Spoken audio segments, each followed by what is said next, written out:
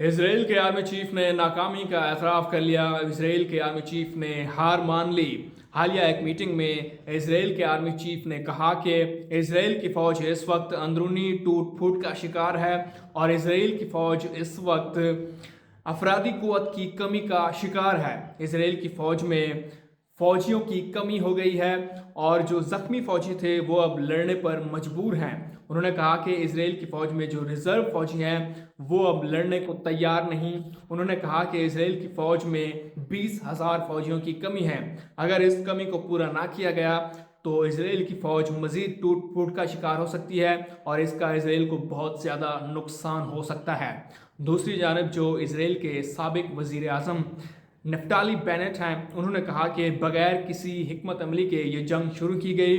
अब इस चीज़ का खमियाजा इसराइल भुगत रहा है कि हमें हर तरफ से नुकसान भुगतना पड़ रहा है।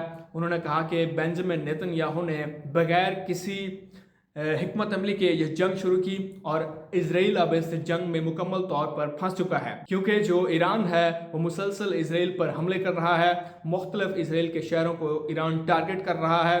तो अब इसराइल की जो फ़ौज है वो अफरादी क़ुव्वत की कमी का शिकार हो गई है और जो फ़ौजी बचे हैं वो लड़ने को तैयार नहीं हैं।